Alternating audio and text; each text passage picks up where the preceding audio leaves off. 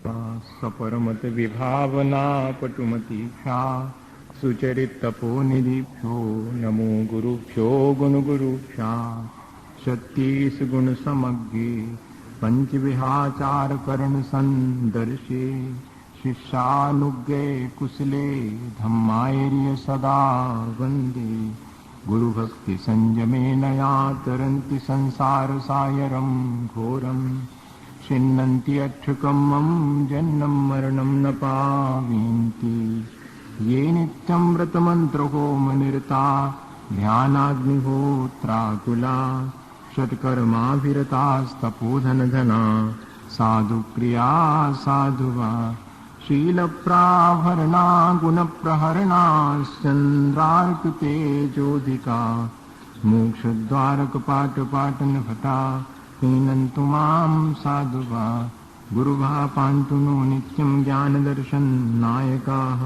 चारित्कारणो गम्भीरा मोक्षमार्गोपदेशका इच्छान्वन्त्यायरिभक्तिकाौ गोकोदसालोचन समनानुसमुदं समुचर्यजुत्तानं पञ्चविहाचारणमैर्याणम् आयरादिसुदनानोपदेशानं मुध्यायानं तीरन्गुणपालं दयानं सवसावगुणं सयानीच कालमंत्य में पूजे में वंदामि नमस्सामि दुखों को कमखो वोइलाओ सुवेयुन्नम समायुन्नम जिनुन संपत्ति को मोक्षम श्रीवर्धमानाय निर्धूत कलिलात्मने सालोकानां त्रिलोकानां यद विद्या दर्पणायते।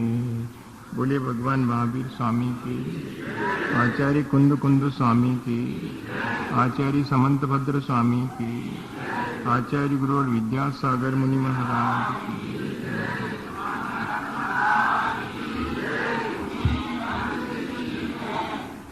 ये रत्नकरंडक शावकाचार आचार्य समंत भद्र स्वामी का अपन पढ़ रहे हैं। हमने अभी तक बहुत सारी बातें सीखी और समझी हैं। सीखना और समझना तब सार्थक होता है जब हम उस सीखे और समझे हुए को जीवन में अनुभव में लाते हैं। बहुत सारी बातें अपने अनुभव में आती हैं, लेकिन अनुभव से हम शिक्षा नहीं ले पाते हैं, और जिन चीज़ों की शिक्षा लेते हैं उनका हमें अनुभव प्राप्त नहीं होता। और यही एक मुझे लगता है मुख्य कारण है जीवन में परिवर्तन नहीं हो पाने। जो लोग सीखते हैं वे उस सीखे हुए को अनुभव में नहीं लाते, और जिन्हें जिन बातों का अनुभव है वे उन बातों से शिक्षा ग्रहण नहीं करते। देखो, बहुत सारी बातें अपने जीवन में अपन अनुभव में लेते हैं। कौन व्यक्ति होगा जिसको ये अनुभव ना हो कि क्रोध, मान, माया, लोभ, ये चारों कषाएं मेरे जीवन में मुझे सिर्फ दुख ही देती हैं। सबका यह अनुभव है, लेकिन अपने इस अनुभव से हम शिक्षा कहाँ लेते हैं। पाप हमारे जीवन को दुख पहुंचाता है। इस जीवन में भी और आगामी जीवन में भी पाप हमारे जीवन को दुख पहुंचाएगा, ऐसा हम अनुभव भी करते हैं और उसके कोई शिक्षा नहीं ले पाते। इन्हीं सब चीजों को कि कषाय कारण बनती हैं, पाप उनका कार्य है, इस बात को हम दूसरे से सीखते हैं पर अपने अनुभव में लाने की कोशिश नहीं करते। दोनों चीजों के बीच हमारा सामंजस्य हमें जल्दी से कर लेना चाहिए। जिन बातों को हमने सीखा है उन्हें हम अनुभव में लाएं, और जिन बातों का हमें अनुभव है उनसे शिक्षा लें। अपने बीते हुए अतीत में हुई गलतियों को, अपनी अज्ञानता से हमें शिक्षा लेनी चाहिए कि अरे देखो, हमने ऐसी अज्ञानतावश कैसे कैसे संसार में दुख पाए हैं। कल कोई पूछ रहा था कि संसार में भटकने का कारण क्या है। तो संसार में भटकने का कारण तो एक ही है, हमारी अपनी अज्ञानता। किसी और ने हमें संसार में भटकने के लिए मजबूर किया हो, ऐसा नहीं है। हमारी अपनी अज्ञानता की वजह से, अज्ञानता कहो या मोह कहो, और अज्ञानता या मोह है क्या चीज? तो वैसे तो हमें बहुत ज्ञान है सब बातों का, लेकिन कहते प्रयोजनभूत तत्व के बारे में जो हमारी अज्ञानता है, इसको आध्यात्मिक रूप से निरक्षर होना कहते हैं। व्यक्ति को अक्षर ज्ञान तो है, हस्ताक्षर कर लेता है अपने, सो निरक्षर नहीं है।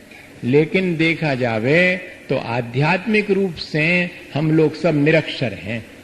हमें अपने ही आत्मा का का खागा नहीं मालूम, अपने आत्मा के बारे में हमारी सुध नहीं है।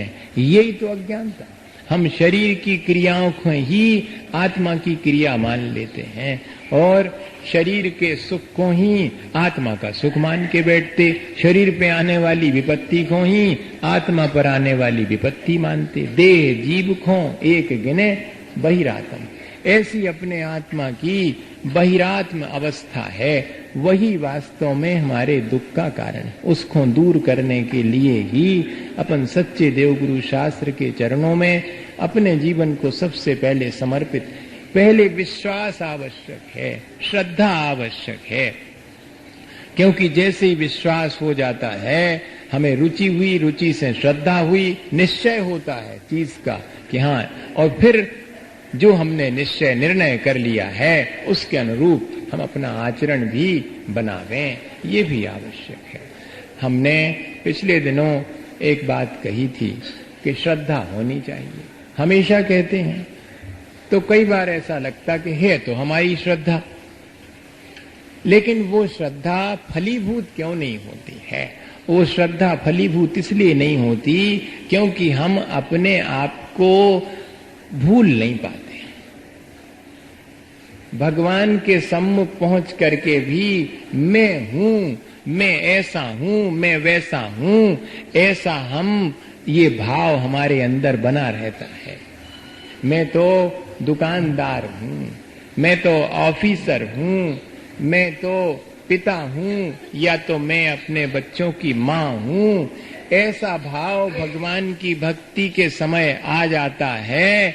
और यही, या कि मैं मुनि हूं, दर्शन करते समय अगर ऐसा भी आ जाए कि मैं तो मुनि हूं, अरे जरा दूर से दर्शन करो तुम सब, तुम सामान्य व्यक्ति हो, मैं मुनि हूं, ऐसा भाव भी हमारी श्रद्धा को कमजोर करता है। भगवान के सामने तो सिर्फ हम भक्त हैं, इसके अलावा और कुछ नहीं है। जब तक हमारा ये स्वामीपना, मैं का भाव जब तक नहीं टूटेगा, जब तक नहीं हटेगा, तब तक वो प्रार्थना और भक्ति सफल नहीं होगी। हमारी प्रार्थना और भक्ति सफल क्यों नहीं होती? क्योंकि मैं का भाव बना रहता कि मैं ऐसा हूं, मैं भगवान के जैसा हूं, ऐसा वचन से तो कह रहे हैं, लेकिन मैं का जो भाव है वो नहीं जाता। मैं भगवान ही हूं। भगवान के सामने ऐसा कहने में अगर आ भी जाता है कि बंदे तद्गुण लब्धे, आपके जैसा होने के लिए आपकी वंदना कर रहा हूं, पर मैं अभी वर्तमान में कैसा हूं, ये भाव जाता नहीं है।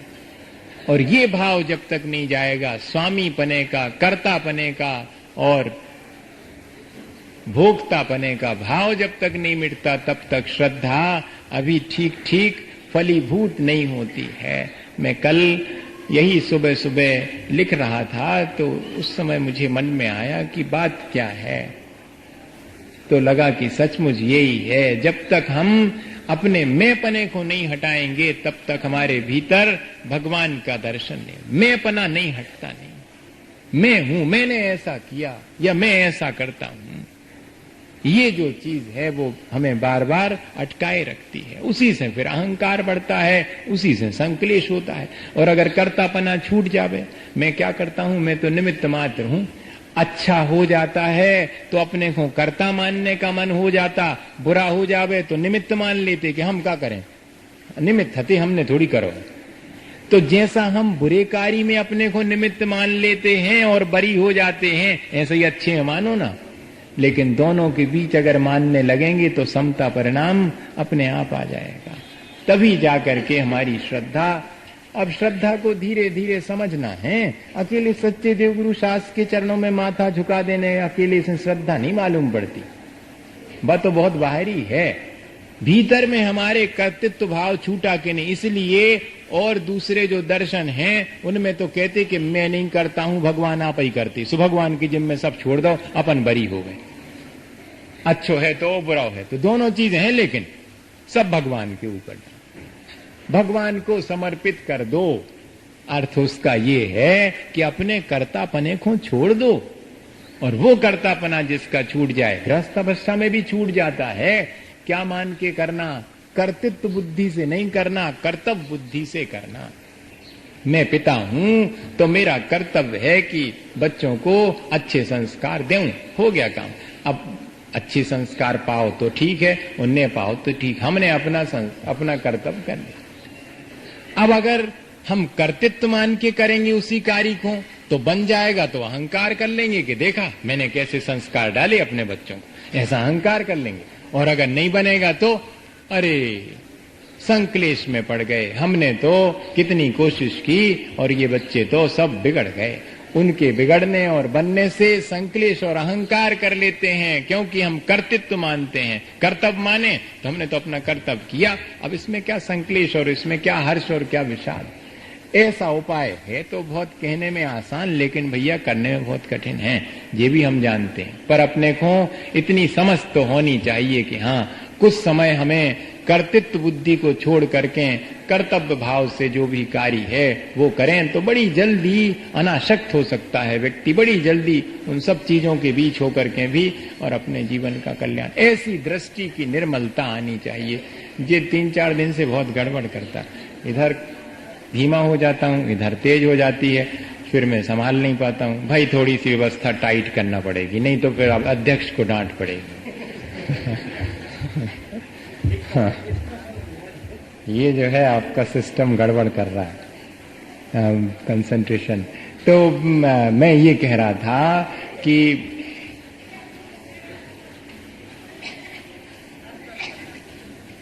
हमारा जो कर्तृत्व, स्वामित्व और भोक्तृत्व का भाव है वो जब तक नहीं जाएगा तब तक हमारी श्रद्धा फलीभूत नहीं होगी। हमें अपनी श्रद्धा को फलीभूत करना है तो इन चीजों को भी समझना होगा और कर्तव्य बुद्धि तो रखें, कर्तृत्व बुद्धि, स्वामित्व बुद्धि छोड़ दें। ठीक हो रहा है?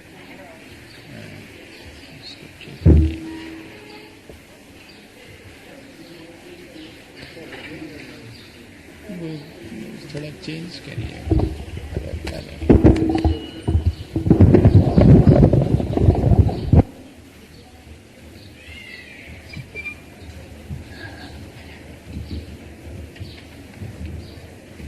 इस तरह से अगर हम अपने परिणामों को निर्मल बनाने की प्रक्रिया में कर रहे हैं तो निर्मल कैसे होंगे? जब हमारा स्वामित्व, कर्तृत्व और भोक्तृत्व, रहने दो ये ठीक है, हमारा स्वामित्व, कर्तृत्व और भोक्तृत्व जो है वो जब हमारा हटेगा तब जाकर के परिणामों में निर्मलता आएगी, दृष्टि में भी निर्मलता तभी आती है।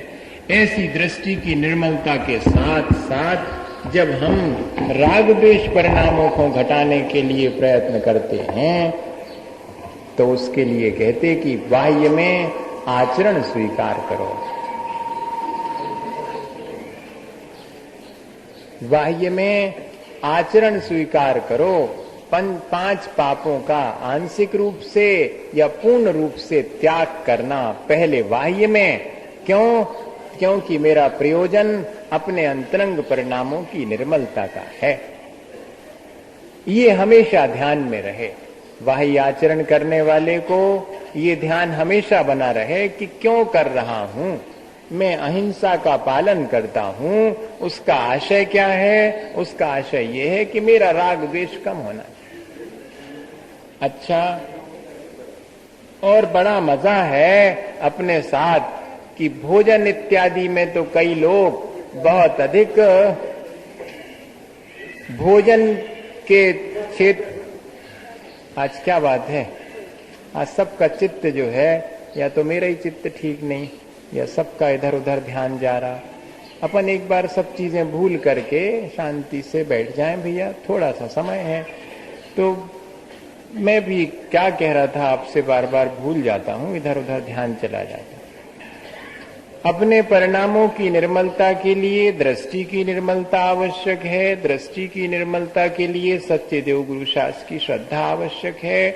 और अपने परिणामों की निर्मलता के लिए सच्चे देव गुरु शास्त्र की श्रद्धा पूर्वक उनके द्वारा बताया गया आचरण अनिवार्य है। सो आचरण तो 5 पापों के त्याग से आता है, वो वाही में भी किया जाता है और अंतरंग में ये बात ध्यान में रखी जाती है कि मेरे अंतरंग में परिणाम निर्मल हो रहे कि नहीं हो रहे। पिछले दिनों हमने इस बात को खूब गौर से समझा है कि अहिंसा अगर हमारे जीवन में आई है तो परिणामों में निर्मलता भी आनी चाहिए। मैं ये कह रहा था कि भोजन के मामले में तो अभी जैनियों में अहिंसा का पालन फिर भी है। भोजन के मामले में तो बहुत टाइट है मामला। कुछ जो वो भी पुराने लोग, नए लोगों का कोई भरोसा नहीं, भोजन का भी भरोसा नहीं।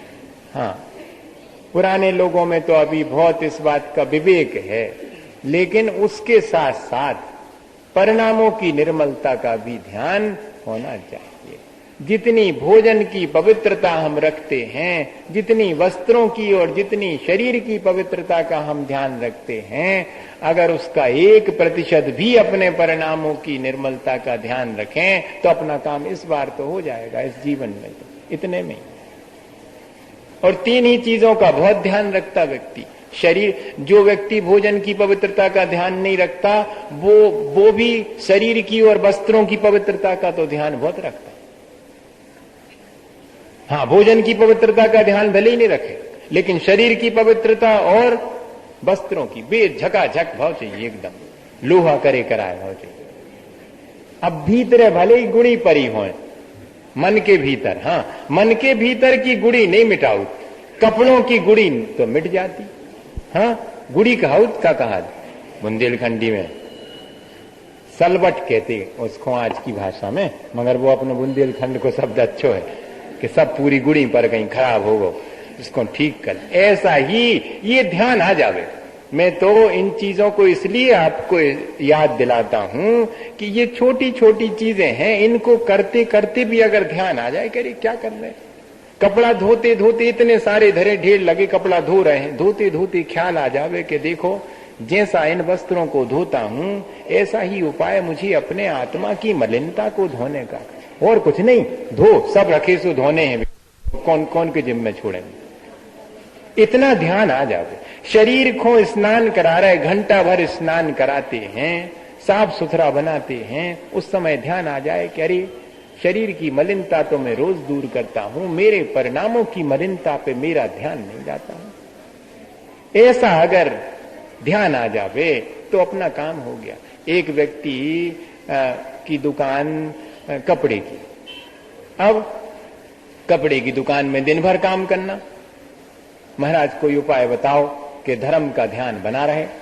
हमने कहा अच्छा ऐसा करो, सफेद रंग अनंत भगवान का, लाल रंग सिद्ध भगवान का, पीला रंग आचार्य भगवान, आचार्य महाराज का, और उपाध्याय का नीला और साधु का काला रंग, क्योंकि 2 गोरे 2 सांवले 2 हरियल 2 लाल हैं जी भगवान के रंग। सो बे रंग अपन लगा लो, और जब कोई मंगावे के सफेद कपड़ा ले आओ तो फौरन नमो अरहंताणम, ये सफेद रंग तो नमो अरहंताणम का है।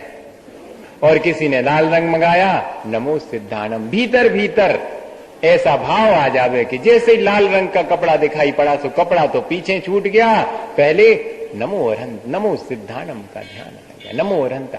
24 घंटे हम अपने रोजमर्रा के जीवन में धर्म को साथ में बनाए रख सकते हैं। यही सजगता आज आवश्यक है। आज ध्यान रौद्र ध्यान से भरे इस संसार में कैसे मैं धर्म ध्यान के लिए उपाय कर लूं, ये जिसको फिक्र हो गई उसका कल्याण तो हो गया समझ, और कुछ नहीं है। अगर हमें वही आचरण भी स्वीकार करना है तो इतना आसान, इससे आसान कोई तरीका नहीं है कि क्या करूं जिससे कि मेरा धर्म ध्यान। देखो घंटे भर मंदिर में बैठ के धर्म ध्यान करना एक बिल्कुल जुदी चीज है। कर्मों की निर्जरा कर लेता है, एक श्रावक भी कर लेता, ठाट बाट से पूजा करे, उसमें लिखा है कि ठाट बाट से पूजा करे, पूरे आडंबर के साथ गा बजा करके खूब मजे से 1 घंटे खूब कर्मों की निर्जरा हो जाती। लेकिन बाहर निकले तो फिर उसके बाद 23 घंटे तो इतना अधिक कर्मों का बंध होता है कि वो 1 घंटे को करो कराओ सब रो, रात भर पीसो, पारे में उठा लो। इसको ऐसा कह लो, या कि कहते कि हाथी का स्नान है, हाथी ने स्नान किया, सब नहा लिया और फिर बाद में धूल इतनी डाल ली तो कीचड़ और हो, ऐसा ही है। या कि मथानी का उदाहरण दिया श्रावक के लिए कि एक हाथ से खींचता सो उकलती चली जाती, मनोहित संजा लपटती चली जाती, फिर उकेलता, फिर लपट जाती, फिर इस तरह से निरंतर कर्मों का आश्रय और बंध चलता है। उसके बीच में क्या करूं कि संवर और निर्जरा जो मेरे लिए उपादेय है वो मुझे हो, उसका उपाय है। संवर और निर्जरा का कोई उपाय है तो 5 अणुव्रत और 5 महाव्रत है। मैं ये कहना चाहता, आश्रय और बंध आर्त रौद्र ध्यान से होता है तो संवर और निर्जरा धर्म ध्यान से होती। धर्म ध्यान के लिए व्यक्ति को व्रत नियम संयम अनिवार्य है। पूजा पाठ स्वाध्याय इत्यादि तो है ही, देव पूजा गुरु पास्त्री 7 स्वाध्याय सो 3 ही कर ले। मनो अब घरे 24 घंटे संयम तप और त्याग, ये तो भूल ही गए अपन, 6 हैं पूरे, सो 3 तो अपने मंदिर में आन के हो जात, ये देव पूजा गुरु पास्त्री 7 स्वाध्याय। अब जो 3 वापस घरे लौटे सो इनको न भूलो। संयम भी कुछ थोड़ा सा धारण करना, अनुशासन भी, तपस्या भी करनी है घर में जाकर के, और त्याग भी करना है। मुझे अपना सुख छोड़ना है दूसरे के सुख के लिए। यहाँ तो आदमी अपने सुख के लिए दूसरे पर दुख डालने की चेष्टा करता है, और धर्म हमें सिखाता है कि दूसरे के सुख के लाने अपनो सुख छोड़ दो। ये है धार्मिक दृष्टिकोण। जी नहीं है धार्मिक दृष्टिकोण के अपने सुख के लाने चाहे जो करो, दूसरे को चाहे जो हो जाए, ऐसा नहीं। तो इस प्रकार व्रत नियम संयम हमारे जीवन में संवर और निर्जरा के लिए अनिवार्य है। पहला व्रत है अहिंसा व्रत, अपन ने समझ लिया। सत्य व्रत भी समझ लिया, अचौरी व्रत भी समझ लिया। चौथा व्रत आ गया है संयम, या उसको कहते ब्रह्मचर्य व्रत। ब्रह्मचर्य व्रत 2 प्रकार का है, एक अणुव्रत के रूप में है, एक महाव्रत के रूप में, और एक ब्रह्मचर्य प्रतिमा भी है, हैं? अब तीनों में क्या फर्क है? तो समंत भद्र स्वामी ने तो ब्रह्मचर्य अणुव्रत के लिए बहुत अच्छा नाम दिया, स्वदार संतोष नाम का व्रत। ब्रह्मचर्य व्रत कहो या स्वदार संतोष कहो। और ब्रह्मचर्य प्रतिमा क्या है? जिससे विवाह किया है उसके प्रति भी अब परिणामों में निर्मलता आ गई, ये ब्रह्मचर्य व्रत प्रतिमा हो गई। और ब्रह्मचर्य महाव्रत है तो कहते 9 कोटि विशुद्धि पूर्वक अपने 5 इंद्रियों के विषयों को त्याग कर देना, ये है ब्रह्मचर्य महा। 5 इंद्रियों के विषयों को जिसने जीत लिया, क्या स्पर्श, क्या रसना, क्या घ्राण, क्या कर्ण, क्या चक्षु, समस्त इंद्रियों के विषयों को जिसने जीत लिया है वो ब्रह्मचर्य। 9 कोटि शुद्धि मन वचन काय कृत कार्य तन्मोदना के द्वारा, ये महाव्रत। अब अपन यहां समझेंगे कि ब्रह्मचर्य अणुव्रत, देखो संबंध भी है और ब्रह्मचर्य कह रहे, बताओ इस तरफ दृष्टि तो दो। ब्रह्मचर्य अणुव्रत कह रहे हैं और एक से विवाह भी हो गया, फिर भी क्या दृष्टि रही है आचार्य भगवंतों की? दृष्टि ये रही कि हमारा असंयम इतना हो सकता था कि सबके प्रति हम अपना मन खराब कर सकते थे, लेकिन हमने अपने उस मन को रोक करके एक पर सीमित कर लिया है, इसलिए हमारा वो ब्रह्मचर्य अणुव्रत। ये दृष्टिकोण यहां पर है। क्या कहते हैं? न तु परदारान गच्छति न परान गमयति च पाप भीतेर्यत् का परदार निवृत्ति संतोष नामापि। हाँ, न तु परदारान गच्छति न परान गमयति, न तो पर के प्रति स्वयं आकृष्ट होता या गमन करता है, न दूसरे के लिए करवाता। क्यों? पाप भीतेर्यत्, क्योंकि उसमें वो पाप से भयभीत है। जिससे विवाह किया है उसके सिवाय अन्न के प्रति न स्वयं आकृष्ट होता है, न दूसरे को आकृष्ट कराता है, क्योंकि वो पाप से भयभीत है। उसकी कषाय इतनी नहीं है। अब मंद हो गई कषाय, इसलिए उसे मंद कषाय वाले को ही पाप पाप मालूम पड़ता भैया, तीव्र कषाय वाले को पाप पाप नहीं मालूम पड़ता, क्योंकि कषाय तो कारण है, पाप उसका कार्य है। जिसका कारण ही मिट गया उसको कार्य क्या। तो कषाय की मंदता है जिसके उसको ये सब पाप मालूम पड़ता। कह रही नहीं भाई, हमने जिससे विवाह किया है, जिससे हमने संबंध किया, श्रावक की दृष्टि से कह रहे, उसके प्रति ही हम, उसके अलावा अन्य के प्रति हम अपना भाव नहीं बिगड़ने देंगे, दूसरे को भी नहीं। सापरदार निवृत्ति, इस प्रकार पर स्त्री का त्याग और स्वदार संतोष नाम का यही अनुव्रत कहलाता है। अब इसमें देखो, बाह्य में तो ये दिखाई पड़ता है कि बाह्य में तो हमने जिससे विवाह किया है उसी से संबंध है। अब अपने अंतरंग परिणामों में भी ऐसी ही निर्मलता आनी चाहिए। निरंतर इसके लिए प्रयास करना पड़ेगा। इसलिए कहते कि बाह्य में भी हमें निमित्तों से बच करके रहना पड़ेगा। अपने उपादान में तो योग्यता बढ़ानी ही है, लेकिन बाह्य में निमित्त से भी सावधान रहना पड़े, क्योंकि निमित्त मिलने पर हमारे अंदर असंयम के भाव आने में देर नहीं लगती है। ये बात जुदी है कि अपन ने अपने मन में जैसे संयम का इतना तो प्रभाव रहता है कि एक बार क्या हुआ, देखो वो घटना याद आ गई। बंडा में सन 80 की बात है, जब आचार्य महाराज के साथ पूरे संघ के साथ विहार करके ठंड के दिन में पहुंचे। अब पहुंचे तो वहां पर जिस हॉल में और सब पूरे संघ को रोका गया, तो उसमें क्या था कि दरवाजे के कांच टूटे हुए थे और खिड़कियों के भी कांच टूटे थे, ऊपर खप्पर थे। अब पहले तो समझ में नहीं आई, रुक गए। अब 10 बजे रात तक भैया वृत्ति वगैरह हो गई, तब भी ज्यादा ठंड का वो दबाव नहीं समझ में आया। जब सब चले गए और किवाड़ भी उनने जैसे बंद ने जैसे खुले, सब खिड़की सब कोई उसमें कांच वांच सब टूटे हुए थे और ऊपर खप्पर। अब धीरे धीरे ठंड बढ़ना शुरू हुई। ठंड बढ़ना शुरू हुई तो एक एक चटाई मिलती थी उस समय, जो है एक चटाई में उसी को चाहे बिछा लो, चाहे ओढ़ लो, चाहे जो करो आप। तो मिली सबके लिए एक एक चटाई थी, और पाटा तो मिलता नहीं था। पाटा तो आचार्य महाराज के लिए, अब इतने 15 को कहां से पाटा है। अब है ऐसी व्यवस्था, जो है सन 80 की बात बता रहे आपको। उस समय तो ऐसे ही नीचे वो बिछा ली। अब बिछा करके जो है लेटे तो वो तो दोनों तरफ से हवा तो आएगी। चटाई ऐसी लेटे, आधी बिछी आधी ओढ़े। नहीं समझ में आया कि कैसा करें। सो फिर एक उठा, फिर दूसरा उठा, सब एक दूसरे को देख रहे हैं कि कोई को नहीं समझ में आ रही।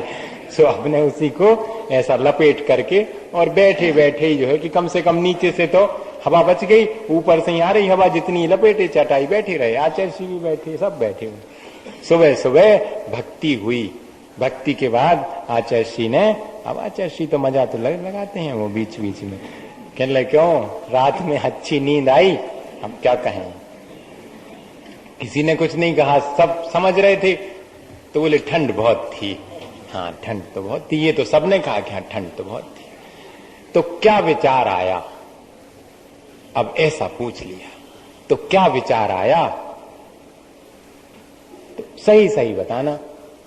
हमने सब लोग चुप थे। हमने कहा महाराज विचार इतना ही आया था कि एक एक नीचे चिटाई बिछावे और मिल जाती तो ऊपर से एक अच्छे से ओढ़ लेते, इतना ही विचार आया बस। बहुत बहुत खुश हुए और उन्होंने कहा कि देखो यही है त्याग का महत्व, हमेशा ध्यान रखना।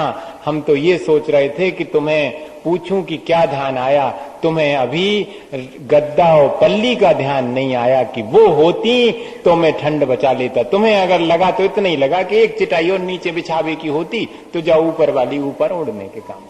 इससे त्यागी हुई वस्तु का तो स्मरण भी नहीं आया है। ये है त्याग का महत्व। जिस चीज को अपन छोड़ देते हैं उस चीज का फिर मन में भाव भी नहीं आता है, आना भी नहीं चाहिए। साधना यही है। आ जाता है तो उस परिणाम को जल्दी से जल्दी हटा दो, आ भी गया है तो। ये है। इसलिए कहते कि जिस हमने एक से विवाह किया, बाकी सबका त्याग कर दिया, अब उनके प्रति अपने मन में कोई विकारी भाव नहीं लाना, यही तुम्हारा अंतरंग का ब्रह्मचर्य है। और बाह्य में तो ब्रह्मचर्य है कि भैया एक से संबंध रखें, तो बाह्य का तो आसानी से सद जाता है, लेकिन अंतरंग के परिणामों को भी ब्रह्मचर्य के संभालना के किसी के प्रति भी दृष्टि हमारी खराब ना हो गए। दृष्टि की निर्मलता ही सबसे बड़ी चीज है। मैं तो इसी चीज को मानता हूं।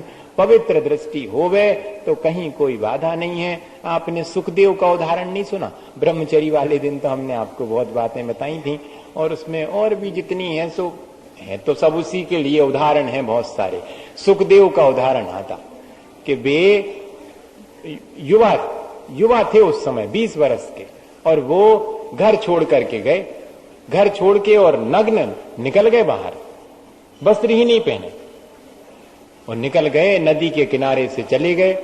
वहां पर बहुत बहनें स्नान कर रही थीं, लेकिन किसी ने ना उनकी तरफ ध्यान दिया, ना उनने उनकी तरफ ध्यान दिया, वो निकल गए नग्न ही। उसके बाद उनके पिताजी निकले 80 साल के, उनको खोज में निकले, ढूंढ रहे उनको।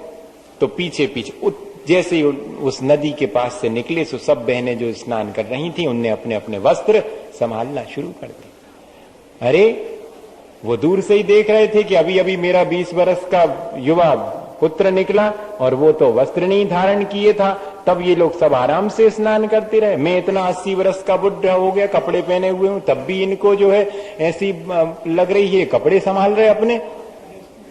तो उन्होंने पूछ ही लिया कि देखो तुम लोगों का व्यवहार अच्छा नहीं, मैं तो इतना वृद्ध हो गया 80 साल का, और फिर भी मेरे सामने तुम अपने वस्त्र संभाल रहे, और वो जो मेरा युवा बेटा निकल गया उसके सामने तुम्हें सुधि नहीं थी।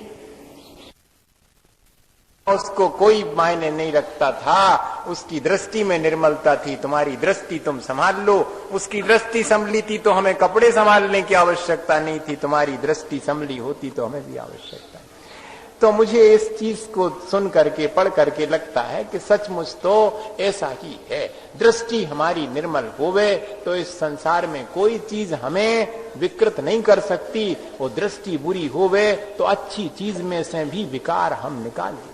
वीतरागता में से भी हम राग निकाल सकते हैं, और रागी के बीच रह करके भी उसमें से हम वीतरागता अगर हमारे भीतर अंतरंग में, मगर इसका अर्थ ये नहीं है भैया कि निमित्त अपनी तरफ से जुटाओ, नहीं, निमित्त मिल जावे तो परिणाम संभालो, निमित्त से तो हमेशा बचते भी रहो, ये भी लिखा हुआ है। इस तरह का ये ब्रह्मचर्य अनुव्रत है। श्रावक अपने जीवन में आदर्श विवाह करके और अपने जीवन में ब्रह्मचर्य व्रत का पालन कर सकते। विवाह करके भी ब्रह्मचर्य का पालन, देखो आप, जिससे विवाह किया उसके अलावा अन्य के प्रति निर्मलता अगर आ गई तो वही तो ब्रह्मचर्य व्रत है, और अलग से क्या लेने की आवश्यकता है। इस व्रत को मुझे बताओ, कितना आसान है गृहस्थ के लिए, वो भी ब्रह्मचारी कहलाएगा। सोचो, विवाह करने के बाद भी कह रहे हैं, इस पे दृष्टि कभी नहीं जाती व्यक्ति की। आपने विवाह किया है, इसके बाद भी आप अनुव्रती हो, ब्रह्मचर्य अनुव्रत है आपका, लेकिन बाह्य कोई दृष्टि विकृत ना हो, ये भर हमें जरूर नियम लेना पड़ेगा अंतरंग में।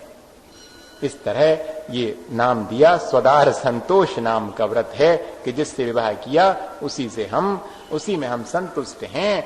ये संतोष परिणाम ही पापों से बचा देता है, असंतोष की वजह से व्यक्ति पाप करता है। और भी एक घटना है इसके बारे में, बुद्ध के जीवन की है, शायद उन्हीं के समय की है। ऐसी छोटी छोटी घटनाएं बहुत मन को संदेश तो देती हैं। 2 भिक्षु थे, एक बड़ा भिक्षु था और एक युवा भिक्षु था। तो दोनों नदी के किनारे से चले जाते थे। अचानक उनने देखा कि कोई एक बहन नदी में डूब रही, उसने आवाज दी, बचाओ। अब दोनों भिक्षु हैं, क्या करें? तो जो युवा भिक्षु था वो फौरन कूदा और उसने उठा करके उस बहन को और किनारे पर रख दिया और चल पड़ा आगे।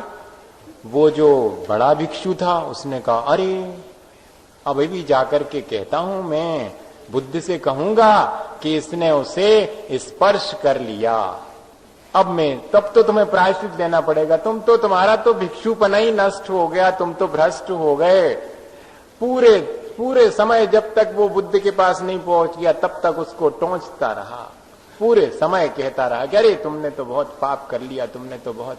और जाकर के बुद्ध के पास और कहा कि भगवान आज ऐसी ऐसी घटना रास्ते में हुई और इस भिक्षु ने जो है वहां उसे उठा करके बाहर निकाल करके रखा, इसने स्पर्श किया, इसका ब्रह्मचर्य व्रत नष्ट हो गया, इसे प्रायश्चित दो। बुद्ध ने मुस्कुरा करके कहा कि प्रायश्चित तो पहले तुम्हें लेना चाहिए। उन्होंने कहा क्या मतलब, मैं तो इतना पवित्र। बोले सुनो, वो तो उसे उठा करके उस बहन को वहीं छोड़ के आ गया, तुम तो अभी तक अपने सिर पे उसको लेकर यहां तक आए, तुम्हारे मन में कलुषता तो अभी तक है, वो तो वहीं छोड़ के और यहां आ गया। उसने एक भी बार अपने मन को खराब नहीं किया, ना उधर किया ना आप किया। तुम पहले प्रायश्चित ले लो, उसको प्रायश्चित की आवश्यकता बाद में देखूंगा मैं। तो इस उदाहरण से हम क्या शिक्षा लें? इस उदाहरण से यही शिक्षा लें कि भाई हमारे परिणाम हमें संभालना चाहिए। बाह्य निमित्त मिलने के बाद भी अगर हमारे अंदर त्याग की भावना है तो हम अपने परिणामों को संभाल सकते हैं। त्यागी हुई चीज के प्रति फिर हमारा आकर्षण रह नहीं जाता है। ऐसी निर्मलता इस व्रत के लिए आनी चाहिए। और कहते कि कौन से दोष लग सकते, भाई निमित्त बाह्य मिले तो दोष लग सकते हैं, तो उन दोषों से बचना। अन्य विवाह करना, नंग क्रीड़ा विटत्व विपुल त्रषाः, नंग क्रीड़ा विटत्व विपुल त्रषाः, इत्वरिकागमनं च स्मरस्य पंचव्यतिचारा,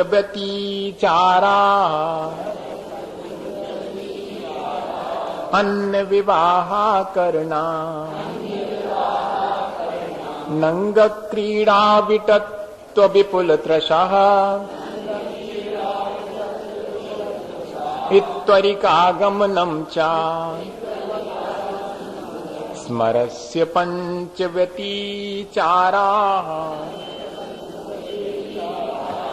हाँ, अन्य विवाह करना, अपनी घर गृहस्थी के अलावा अन्य लोगों के भी विवाह इत्यादि में अगुआ बन करके रुचि लेना। कहते अब तुमने ब्रह्मचर्य अनुव्रत ले लिया है, अब अपने घर गृहस्थी के तो बच्चों के विवाह इत्यादि तो ठीक हैं, लेकिन अन्य लोगों के और विवाह इत्यादि में इतनी रुचि क्यों ले रहे?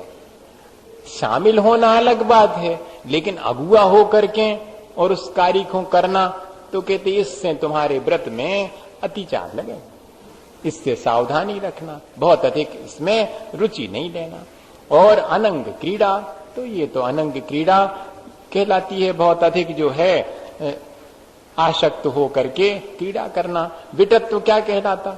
विटत्व कहलाता है शरीर से अच्छी चेष्टा नहीं करना, बुरी चेष्टा करना, भद्दा, जिसको अपन वल्गरिटी कहते, जिसको अपन असभ्यता कहते, अश्लीलता कहते हैं, तो ये विटत्व कहलाता। विपुल त्रषा, अब एक के प्रति भले ही अपन ने अपनी भावना को रखा है कामना, लेकिन उसके प्रति भी बहुत अधिक रखना। विपुल त्रषा, बहुत अधिक काम की इच्छा होना है, तो कहते ये भी जो है धीरे धीरे तुम्हारे व्रत को दूषित करेगी। और इत्वरिका गमनम, जिसका कोई स्वामी नहीं है, ऐसी अविवाहित, जिसको अपन क्या कहते, वेश्या कहते, उससे भी बच के देखो। जिसका चरित्र अच्छा नहीं है उससे दूर रहो, नहीं तो अपना चरित्र भी धीरे धीरे मलिन होगा। आचार्य महाराज कहते कि भैया तुम शराब की दुकान पे बैठ के भी दूध पी हो तब भी तुम्हें लोग शराबी कहेंगे,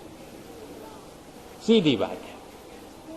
इसलिए हमें सावधान करने के लिए कह रहे आचार्य महाराज कि अगर हमने अपने चरित्र को अब उज्जवल बनाना शुरू कर दिया है तो चरित्रवान के साथ में रहो। जिसका चरित्र अच्छा नहीं है उसकी संगति नहीं करो, उससे उसकी संगति करने से धीरे धीरे तुम्हारे चरित्र में भी मलिनता आ सकती है। इस प्रकार ये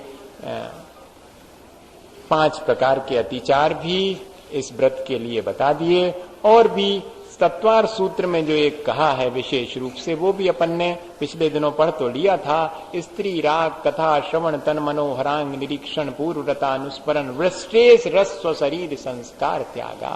कहते जिसको स्पर्श इंद्री जीतना है उसको पहले जीता चाहिए जिह्वा। जिसकी जिह्वा इंद्री की लोलुपता नहीं गई वो स्पर्श इंद्री को नहीं जीत सकता, उसके ब्रह्मचर्य टिक नहीं सकता। इस पे जिह्वा पर जिसका कंट्रोल है, भ्रष्ट और इष्ट, कई व्यक्ति को मिर्ची इष्ट है, तो जाने समझिए होगा कि रसगुल्ला इष्ट होता है। हाँ, जो चीज इष्ट है वो आवश्यकता से अधिक खा लेंगे तो फिर अपनी ही इंद्रियों पर कंट्रोल नहीं रह जाएगा।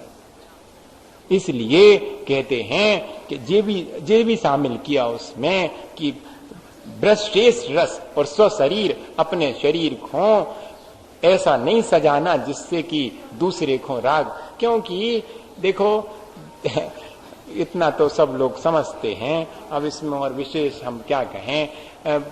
व्यक्ति इस तरह की भी चेष्टा कर सकता है कि सामने वाले को राग उत्पन्न हो जाए, और व्यक्ति की चेष्टाएं ऐसी भी हो सकती कि सामने वाला विरक्त हो जावे। यही चीज इसमें कही गई है कि अपने शरीर, अपने मन और अपनी वाणी, विटत्व का मतलब यही है।